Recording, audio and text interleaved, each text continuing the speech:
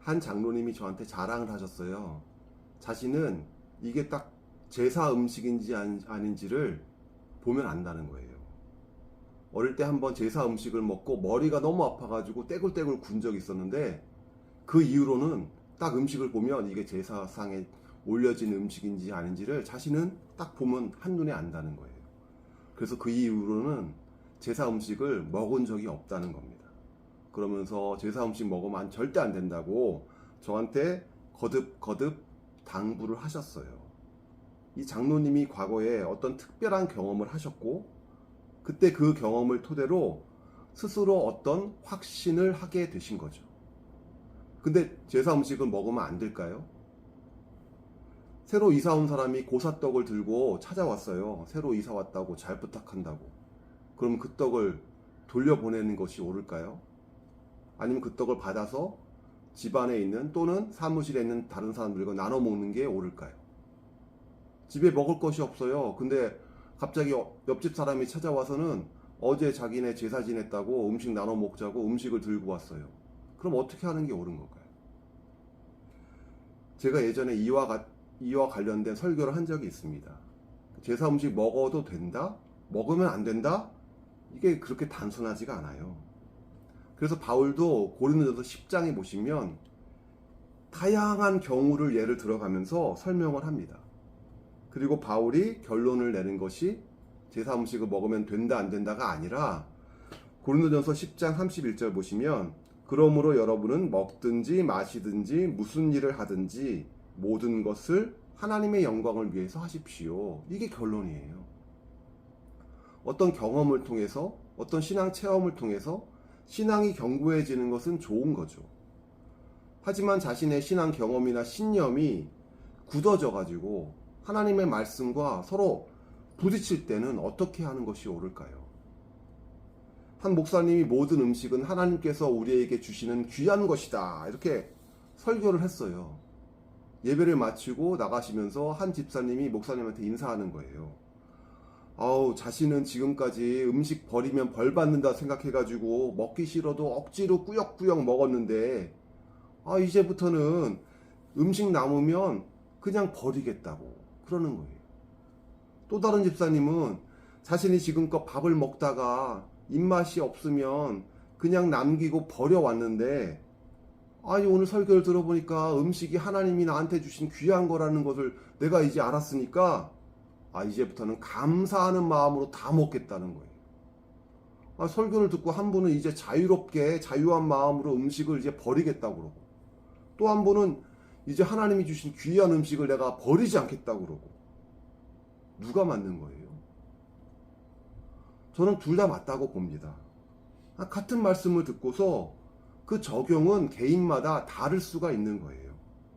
획일적으로 이건 맞고 이건 틀렸다, 이렇게 말할 수가 없어요. 이분들의 공통점이 뭐예요?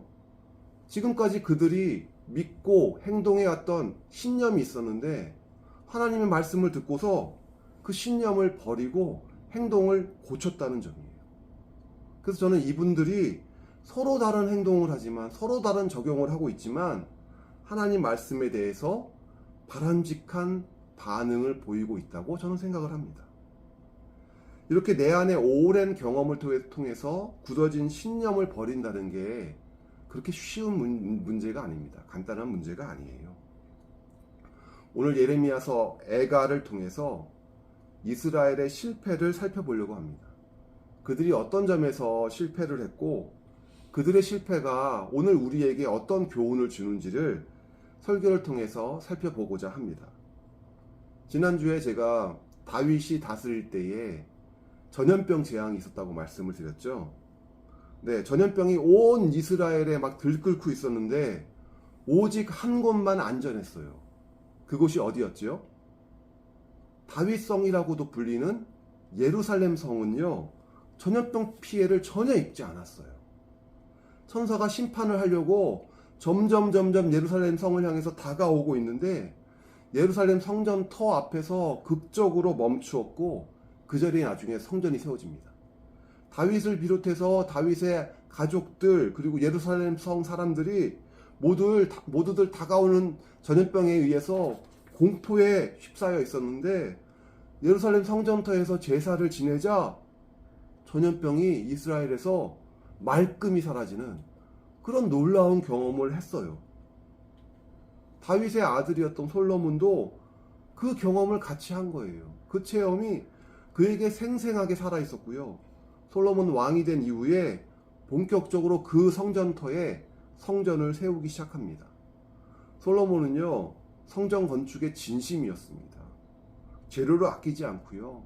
자신의 지혜를 다 동원해서 온갖 정성을 들여가지고 성전 건축을 통해서 하나님의 영광이 온 세상에 드러나기를 원했어요. 그 결과 아름다운 성전이 지어졌습니다. 다윗 왕의 아들이었던 솔로몬이 성전 기공식에서 기도하잖아요. 역대하 6장 28절부터 30절.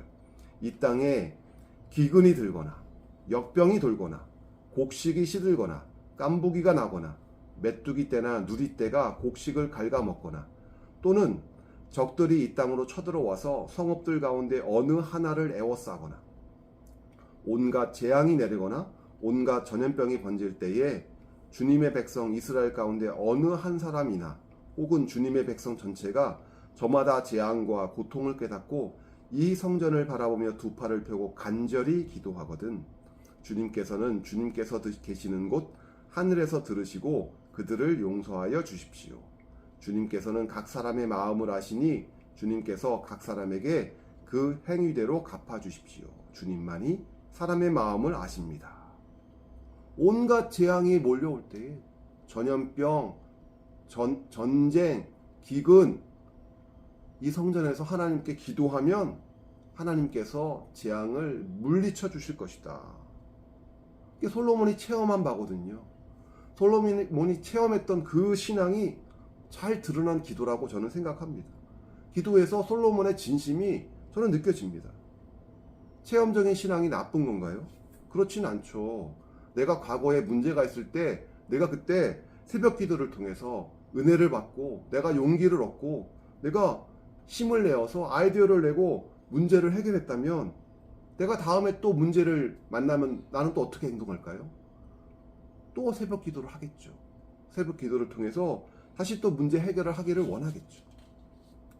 만약에 내가 새벽 기도를 열심히 하는데 만약에 내가 하나님께 초점을 맞추고 하나님을 알아가고 하나님의 뜻을 발견하고 이러는 게 아니라 오직 문제 해결만을 위해서 새벽 기도를 한다면 그건 바람직한 모습은 아니겠죠. 하나님이 목적이 돼야 되는데 하나님이 문제 해결을 위한 수단이 되고 만다면 하나님을 문제 해결의 수단으로 사용한다면 그건 바람직한 것이 아니겠죠. 저는 체험적인 신앙이 나쁘다는 게 아닙니다. 하지만 내 체험이 절대적인 진리인 것처럼 내 안에 굳은 신념이 되어서는 안 된다는 거예요. 굳은 신념 위에 머물러 서 있어서는 안 된다고 말하는 겁니다. 예루살렘 성전은 분명히 하나님의 은혜의 산물이었습니다. 하지만 성전은 점점 사람들에게 우상화가 되어가고 있었어요. 우상이라는 게 하나님의 형상을 따라서 만드는 것만 우상이 아닙니다. 알라딘의 요술 램프처럼 하나님의 힘을 거기다 가둬놓고 내가 필요할 때만 램프를 문지르면 되는 것처럼 하나님의 성전이 내 모든 문제에 그냥 해결책인 것처럼 이렇게 사용한다면 이게 우상이 되고 마는 겁니다. 하나님의 뜻에 귀를 기울이기보다는 문제가 있습니까? 그러면 성전에 와서 기도하십시오. 이런 식으로 성전이 알라딘의 요술 램프가 되어서는 안 되는 거예요. 이스라엘 사람들에게는요, 성전이 존재하는 한 하나님은 내 편이다 라고 잘못된 신념을 갖고 있었습니다. 성전이 되기 위해서는요, 하나님이 그 안에 임재하셔야 되죠. 하나님이 떠나버린 성전이 더 이상 성전이라고 할 수 있을까요? 아무리 화려하고 아름답다 한들 하나님이 떠난 것은 그냥 인간의 건축물에 불과할 뿐입니다. 하나님이 그래서 예레미야와 같은 선지자를 통해서 여러 차례 경고를 하셨어요. 너희들 이러다 망한다. 바벨론에게 철저하게 패배해서 완전히 망할 거다. 그러니 빨리 바벨론에게 항복해서 목숨이라도 구해라. 아니 근데 지금 바벨론과의 전쟁을 앞두고 있는데 똘똘 뭉쳐서 싸워야 되는데 바벨론에게 항복하라고 하면 백성들 사기가 떨어지잖아요. 그래서 예레미야는요 매국노로 매도당했습니다. 감옥에 갇혔어요. 그가 하나님의 말씀을 전했지만 사람들은 아니 성전이 있는 한 우리는 안전해. 하나님은 내 편이야. 이렇게 굳어진 신념을 가지고 있었기 때문에 하나님의 말씀을 듣고도 반응하지 않았습니다. 예레미야 애가 2장 14절은 이렇게 말합니다. 같이 읽겠습니다. 예언자들은 내게 보여준다고 하면서 거짓되고 헛된 환상을 보고 내 죄를 분명히 밝혀주지 않아서 너를 사로잡혀 가게 하였으며 거짓되고 허황된 예언만을 내게 하였다. 오히려 거짓 예언자들은 예루살렘은 안전하다. 하나님이 우리에게 승리를 주신다. 이런 말을 늘어놓은 거예요. 그 사람들의 말은 어때요? 듣기에 달콤하잖아요. 듣기에 좋잖아요. 그리고 그들이 갖고 있는 신념. 성전이 있는 한 하나님은 내 편이야. 성전이 있는 한 이스라엘은 안전해. 그들의 거짓된 신념, 그릇된 신념과도 맞잖아요. 그래서 그들은 예언자들, 거짓 예언자들의 말을 들었던 거죠. 받아들였던 거죠. 그 결과 예레미야 애가 2장 1절. 슬프다. 주님께서 어찌 이렇게 진노하셔서 도성 시온의 앞길을 캄캄하게 하셨는가? 어찌하여 이스라엘의 영광을 하늘에서 땅으로 던지셨는가? 진노하신 날에 주님께서 성전조차도 기억하지 않으시다니. 성전이 있는 한 하나님은 내 편이다라는 생각은요 착각에 불과했어요. 하나님의 심판에 예루살렘 성전도 예외가 아니었습니다. 그 거룩한 성전이 무너지고 모든 보물들이 적에게 약탈당하고 맙니다. 우리들도 여전히 우리들 가운데 잘못된 신념들이 우리들 가운데 있습니다. 우리가 헌신하여 아름답게 이 교회를 지었으니 하나님이 내게 복을 주실 거야. 이것들도요, 이런 신념도요, 이건 잘못된 신념입니다. 과거에 누구누구는 이런 식으로 해서 복을 받았더라. 이것도요, 우리가 믿고 싶은 걸 보는 것 뿐이에요. 그런 길을, 이스라엘 사람들이 걸었던 길을 우리가 답습해서는 안 됩니다. 내 마음은 하나님한테서 떠나 있으면서 하나님의 복만을 추구해서는 안 되는 겁니다. 우리는 하나님의 인도하심과 그리고 동행을 추구해야 합니다. 미국의 남북전쟁 때에 어느 목사님이 링컨 대통령을 찾아와서 이렇게 기도했다고 합니다. 하나님, 우리 북군의 편이 되어 주셔서 남군을 물리치고 승리하게 해주세요. 목사님이 기도를 마치자 링컨 대통령이 그 목사님한테 부탁을 했대요. 하나님이 우리 편 되어달라고 기도하지 마시고 우리가 하나님 편에 서도록 기도해달라고. 그게 맞는 기도죠. 하나님이 내 편 되어달라고 기도하는 게 아니라 내가 지금 바른 길을 가고 있는지 하나님 편에 서서 살고 있는지 이거를 우리가 늘 점검해 봐야 됩니다. 내가 지금 굳어진 마음으로 고집스럽게 잘못된 길을 가고 있지는 않은지, 굳어진 신념이 아니라 살아있는 신앙이 될 수 있도록 늘 말씀으로 자신을 점검해 봐야 됩니다. 그래서 우리가 생명의 삶 큐티를 매일 하고 있는 거고요. 내 귀에 축복의 말씀, 달콤한 말씀만 우리가 읽는 것이 아니라 성경 전체를 읽어야 되는 거고요. 예레미야 애가처럼 사실 읽기 싫거든요. 절망 속에 처절하게 몸부림치는 이런 말씀들 읽기 싫죠. 하지만 우리가 이런 말씀들도 함께 읽으면서 나에게 적용해야 됩니다. 내가 과거에 이렇게 했을 때 하나님이 기뻐하셨지. 그때 내게 복을 주셨지.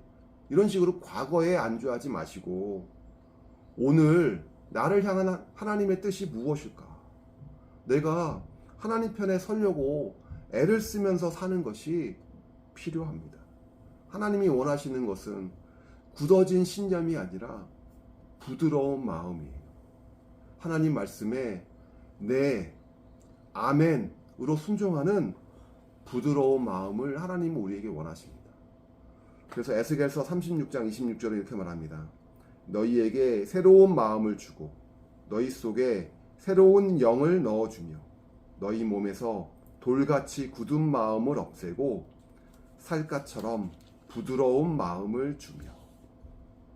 돌같이 굳어진 잘못된 신념이 아니라 부드러운 마음으로 오늘도 살아 역사하시는 하나님의 인도를 받으며 하나님과 동행하는 우리들이 되기를 진심으로 축원드립니다. 네, 기도하시겠습니다.